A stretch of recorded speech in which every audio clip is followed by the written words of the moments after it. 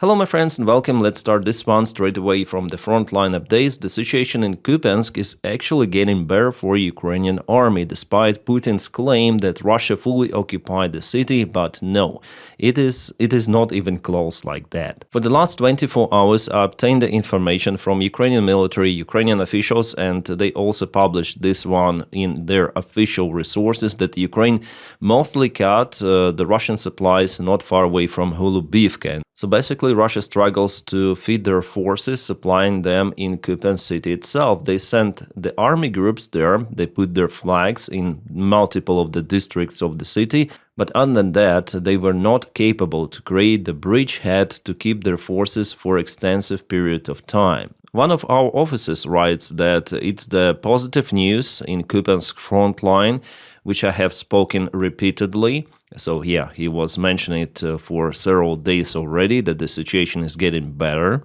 Yes, in the northern area over here, enemy is unable to develop success and has lost the initiative. On this direction, enemy just loses people and even territories. In the city itself, Ukraine launched the cleanup, and it may continue for a long time, as it's quite difficult to completely eliminate several hundreds of the units of the enemy. Especially in such an urban territory, it requires a very large amount of time and resources. So it's the most recent message that was published several hours ago. Also, President Zelensky, by the way, noticed that Ukraine is counterattacking in Kupiansk and clearing up the city, which is outstanding. I guess if Ukraine is successful in definitely cutting Russian armed forces or repelling them from Kupiansk, it's going to be a very, very huge motivation damage for Russia, because Putin already proclaimed that he got Kupiansk. He calls the city Kupiansk under control. He doesn't know even how to spell the city names properly, those cities he occupies, yeah. But what is interesting that again yesterday Putin wore his military uniform and met with generals, including General Commander Gerasimov. What an ugly pose. Well, Putin said that Russia should create a buffer zone in the northern using the northern group of the armed forces. It means Sumy region, and it could be also Chernihiv, maybe partially Kharkiv. It again tells that Putin is this kind of the delusional chief in command who doesn't know what is happening on the ground. He is being mispresented with the information probably, or basically he overestimates the capabilities of his army because it is attacking in multiple of the points with just limited success, and Russia cannot be successful right now in a new direction. If you speak about the Sumy operation, physically Russia cannot achieve their result there because there is Ukrainian defense and Russia even started to lose territories. Andriivka was liberated together with Kindrativka, the fights for Alexeivka continue, and this village is mostly under Ukrainian control right now. Russians went here after the end of the Kursk operation, and they thought that they're gonna go to Sumy, but no. Putin wants them actually to go to Sumy, as he said it like that, this buffer area he mentioned. Even on the current front lines, Russia has limited success. Yeah, they propel forward, like for example in Zaporizhia direction, also in Pokrovsk, Mirnograd, but it is happening with absolutely tremendous losses and very, very low pace. So Putin thinks that his army is damn capable in Ukraine, but actually it's not like that, because Ukraine also adapted modern-day weapons, mostly drones, yeah, which are capable to stop Russian assaults. Even in Pokrovsk, Russia is unable to close this bottleneck with their main forces. Yes, sometimes their groups are moving even in this direction over here, but it was like that even a couple of weeks ago. It's not possible to deliver supplies to this army group of Ukraine using vehicles already for 2 weeks. I mean, not possible without losses. By the way, we have the report from the deep state military map source, and they geolocated the recent Russian movements. Yeah, I'm gonna lower my image and put it in the corner for you to see everything. So Russians were spotted in those multiple of the areas, so there is the presence of them in front of this bottleneck, but actually all of those videos showed that those infiltration attempts were cancelled by Ukrainian drone operators. Those infiltration attempts were happening like that in the same area before. It doesn't mean that Russia really closed this area completely. physically encircling Ukrainian group in Mirnograd. No, it's not like that, but the situation for Ukrainian army is definitely, I would say, critical. Yeah, the deep state confirms that only ground drones and air drones may deliver some of the supplies for Mirnograd Ukrainian group. Yeah, I think our guys should have withdrawn from Mirnograd a long time ago, because this is dangerous, very dangerous situation, because they say that if they go now, they'll 100% engage in direct combat with Russians on the way out. So leaving Mirnograd without losses is simply not possible. Maybe just waiting for very terrible weather and poor visibility. Actually, it was like that the last morning. Russia used that bad weather to make the propaganda video in Pokrovsk itself, in the central part of it. So they call Pokrovsk Krasnoarmeysk. This Russian says that they cleared it up, but drones are still flying, and you see that the weather, it's kind of, well, it's not too much foggy, I would say, but still foggy. And they went to the Stella just for some moments to take this picture, and later on they disappear, because for a long time it's impossible for them to stay there. You see, they are running from the local basement over here very fast to take this picture and leave, because it's very, very dangerous for them. They use this weather, otherwise it wouldn't be possible for them to film it. By the way, Gerasimov yesterday said that Pokrovsk is fully taken by Russians. Maybe he saw that kind of the video, but actually it's not like that. The gray area is out there, and even Russian military bloggers, they say about it, that Pokrovsk is not yet liberated, they call it. If you check out my Kursk analytic, he shows that there is extension of the gray zone. Yeah, definitely, as I mentioned you, with those images, Russians were spotted, but all of them were annihilated by Ukrainian drones. Russians are not controlling this territory with the infantry. Yes, sometimes, occasionally, presence. That's why I'm saying that if Ukraine starts to withdraw the forces, there is the risk of the direct combat with Russians. And Russians also try to mine this area, yeah, according to our guys' reports coming from our guys. The critical areas here, Rivne and the Russian advancement from Liman. Ukraine tried to counterattack here, but it didn't help. But at the same time, there is the presence of the Ukrainian armed forces in the northern part of Pokrovsk, so everything is mixed out there. But our guys still continue to defend Mirnograd for very, very extensive period of time. Actually, I thought that Russians might take Mirnograd maybe a couple of weeks ago or something like that. In Konstantinivka direction, Russia also moved a little bit forward towards Stupachki direction, but it's not too much. Yeah, they still struggle to go into the settlement for urban fights. With a single attack vector, mainly for Russians, it's very, very slow and difficult. Now let's go to the deep state military map. There Russia advanced towards Hulaipole, so it was yesterday or 2 days ago, and it is today. Again, you see this movement here. Russians, unfortunately, they go every day closer to the main defense line and to defense hub, which is Hulaipole itself. The fight for it will start probably, maybe even this week. So yeah, Putin says that the situation on the front lines is fully in Russians' hands. We see that it's not always like that. Russia has advantage over Ukraine, it's clear. They're the side that takes most of the ground, but they're also the side that takes most of the losses. And it's crazy. I cannot show you all of the pictures that I see coming from the drone videos, but guys, they have absolutely crazy amount of the losses. It has never been like that since the beginning of the war, I might say. Magyar shared the video from outskirts of the Pokrovsk. It's crazy. Every meter there is a bodies everywhere. And with that, how long they might continue?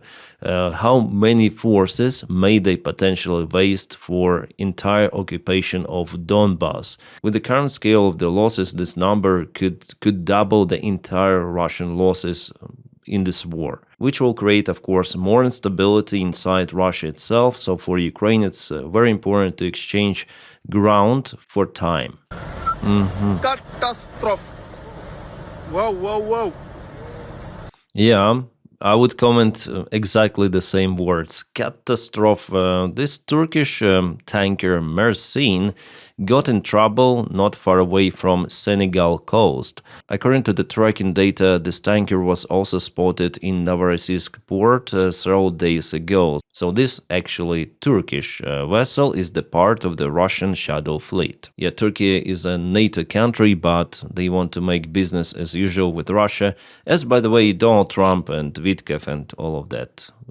About the ship, it's been reported there were 4 of the Kabooms, some of them, and the water went to the technical compartment, to machine compartment, but the vessel didn't go down to the bottom. It is like that in distress and probably was towed away from this area. It happened, I think, 1 day or 2 days ago. A very unique video was published showing the Ukrainian interception of the Russian Shahed drone.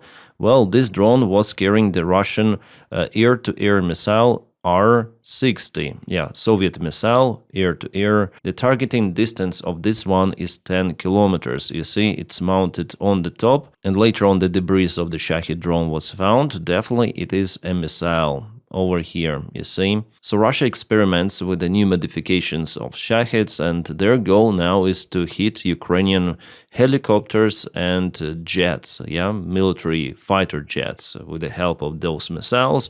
Well, it didn't work this time, but they want to make it happen. They want to shut down Ukrainian, maybe even F-16s. Well, I'm not sure that technically it's possible to achieve, but they experiment, which is not good. But Ukraine also targets the Russian infrastructure. Yesterday, this fox bat was spotted in Dagestan. Geolocated, the picture was taken. The goal was the Caspian factory of the precise mechanics.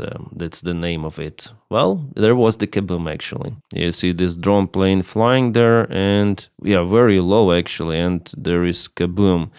Probably in that area, probably not. This is very trashy area they have. Those are the usual suburbs. Why so dirty? Also this morning the base in Livny, the oil base, was hit. Also Russian Federation. Ukraine is helping to warm up Russian cities, especially if they have oil or fuel. That's the good source of heat. That's Orlovskaya Oblast. Locals are filming drones flying. Also, just right now, I have obtained those kind of the videos. It is happening this morning. This is Chechnya Republic, which is still the part of the Russian Federation. They lost the war, so Russia now uses them in the wars against other countries, like, for example, Ukraine. That's why Chechnya is now a legitimate target for Ukraine. In Gudermes, it was something hit there, but what? It's hard to say, just obtain this video. Alright, this one is interesting. After United States-Ukraine meeting in Florida, focus shifts to Putin. And of course, Putin will not accept the peace deal, which was not actually agreed with the Ukrainian side. Ukrainian and American delegations, they agreed to continue communications. Ukraine was pushed to give up territories. Zelensky said about it openly. For 6 hours, he said there were negotiations just about that particular one, about giving up territories to Russia, but no Ukrainian president, no Ukrainian government, and no Ukrainian people will agree on that. And again, the principle of those negotiations, which are based on Russian demands, they have no future. Even Russia will not agree on those. Yes, they would like to receive Donbass just like that, but for the rest of the points, Russia will continue the war. That's it.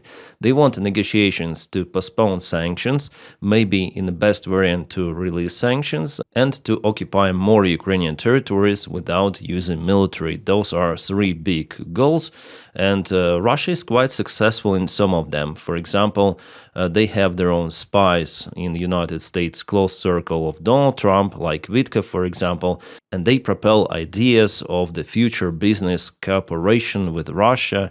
There is an article published by the Wall Street Journal about that United States, they want to cooperate with Russia in Arctics, they want to cooperate in oil industry, and many of the companies connected to the Trump's family and Trump's sponsors, they want to reach this deal between United States and Russia, and they don't really care about Ukraine or how this war ends because it's just an obstacle to achieve their own local business interests, and they don't care about security of Europe either. And Vitkov, as a co-owner of many of the Trump's businesses, he is also interested in that, and he plays in favor of Russia because that is how he thinks that it's the fastest variant to achieve so-called peace, to give up Ukrainian sovereignty to Russia.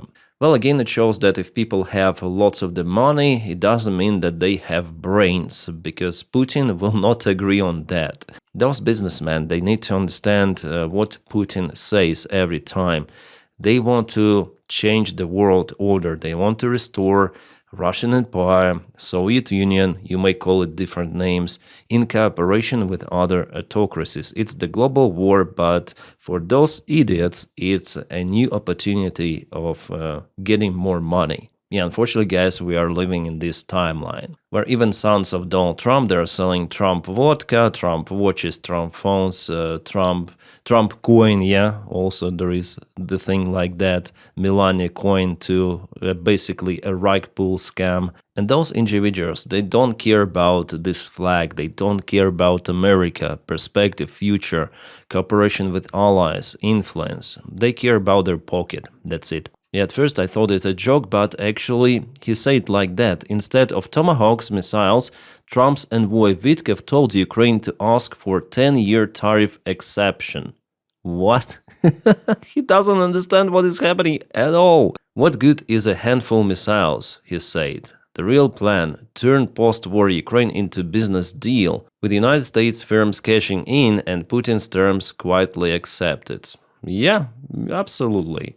Shit, this is a stupid motherfucker. And yeah, by the way, about tariffs, there are implemented tariffs on Ukraine, yes, but not on Russia. Well, luckily our European allies, they are more understandable. For example, Macron stated that Ukraine already agreed on ceasefire even in March this year. Putin didn't agree, so it's understandable that he is not willing to stop the war. And every time United States administration, it's so flattering with Russians, it's just crazy. The only exception is that they applied sanctions on Russia, but they could be lifted if the agreement is reached just like that, very easily. And if they do not implement more sanctions on Russia, those which were implemented before could be easily circumnavigated after some time. Well, in general, I would say that so far those negotiations with the United States of America for Ukraine, they're more or less okay. Judging on who is in charge of the White House, it could be way worse. For example, Ukraine continued to cooperate with European partners to purchase United States weapons, and still Ukraine obtains intelligence. But initially, of course, Ukraine was pressed a lot by United States, and there was information in media that United States even threatened to cancel entirely all of the military support and intelligence for Ukraine during the first days of this 28-point peace plan that was dismantled. And now there is a big scandal around it, as you may understand, including Vitkov, including Doni, who didn't read this plan, but they push Ukraine, yeah? All of those officials, maybe even Ruzzia is pushing Ukraine because he is forced to do it by his chief. But actually it is an unachievable goal for the United States because they don't have the lever to act on Ukraine, and by canceling military support, they are not canceling Ukrainian independence or canceling Ukrainian army in general. Yes, it's gonna be harder for Ukraine in that case, could be harder, but this limited military support Ukraine has from USA doesn't worth just giving up Ukrainian territories. It's basically for nothing. That's why Ukraine doesn't agree on that for sure. Yeah, we'll see very soon what it's gonna be, because Vitkov flies to Moscow this week. I expect this nothing burger drama to continue. My friends, and please support my job on Patreon. The link for it is in the video description right below, and you also may support me on membership. You may just press the button join to join membership, and that is what makes this content really possible. It's my full-time job, so thank you so much for hiring me for this mission. If you don't have that opportunity for support, you might just press your like to this video and subscribe for the channel. Thank you so much for that as well. My friends, I wish you all a peaceful sky wherever you are, and have a great time.